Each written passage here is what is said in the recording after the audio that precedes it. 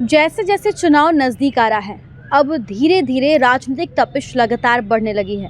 ढुल्लू महतो को भाजपा की ओर से टिकट मिलने के बाद से ही लगातार अलग अलग लोगों की ओर से इसका विरोध किया जा रहा है। आपको बता दें कि बियाडा के पूर्व अध्यक्ष विजय झा ने भी पहले भी इनका विरोध किया और आज इसी को लेकर एक वापस से प्रेस वार्ता का आयोजन किया गया। चलिए हम चलते हैं और जानते हैं कि आखिर आज इस प्रेस वार्ता में वो किन किन चीज़ों को सामने रख रहे हैं और क्या कुछ वजह है आज के इस प्रेस वार्ता को लेकर। यहाँ जो 3 अखबार हिंदुस्तान, प्रभात खबर सब में है, उसमें 20 केस का जिक्र किया है, प्लस एक केस में जिसमें जजमेंट का वो जिक्र कर रहे हैं, हमारा बरोड़ा पीएस केस नंबर 121/13, उसका सज़ा में ये जिक्र नहीं किया है। जजमेंट है हमारे पास 120/13 का, जिसमें 1.5 वर्ष की सज़ा हुई, उसका जिक्र उन्होंने सज़ा वाले कॉलम में नहीं किया है, उसको छुपाया है।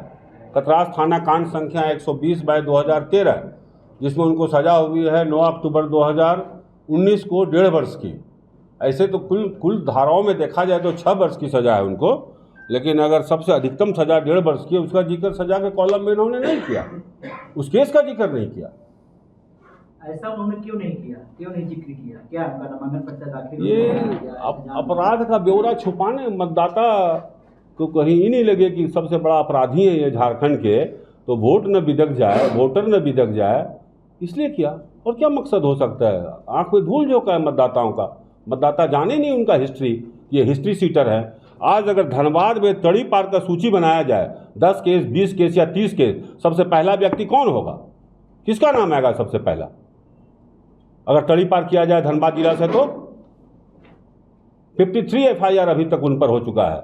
50 केस भी अगर बेस केस बनाया जाए कि 50 केस जो है वो तड़ी पार, तब भी वो आ जाएंगे। और यही कारण है कि धनबाद से तड़ी पार नहीं होता है। अपराध होता है लेकिन तड़ी पार प्रशासन करने का हिम्मत नहीं करती है, क्योंकि सबसे पहले ऐसे ऐसे लोगों पर हाथ डालना पड़ेगा प्रशासन, जहां वो अपने आप को अक्षम पाती है। अब तो मतदान होना है। अब तो हम जिला निर्वाचन पदाधिकारी को आपके माध्यम से हम उनको कहना चाहते हैं वो संज्ञान में लें। अखबार यहाँ का है, प्रत्याशी यहाँ का, चुनाव यहाँ का, मतदाता यहाँ का। जिला निर्वाचन पदाधिकारी की भी वही हैसियत है, उतने ही अधिकार हैं जितना राज्य निर्वाचन आयोग को, जितना केंद्रीय निर्वाचन आयोग को। जिला निर्वाचन आयोग संज्ञान लें और अविलंब कार्रवाई हो। हम कहना चाहते हैं, मतदाताओं को अपील करना चाहते हैं, धनबाद पहले ही बदनाम हो गया है अपराध और अपराधी से। धनबाद को बचाने की ज़रूरत है, स्वच्छ छवि को वोट देने की ज़रूरत है, चरित्र पर वोट देने की ज़रूरत है, और पूरा इतिहास देख करके पिछले 10 साल का, और तब वोट देने की ज़रूरत है। कौन आपके सपने को पूरा कर सकता है?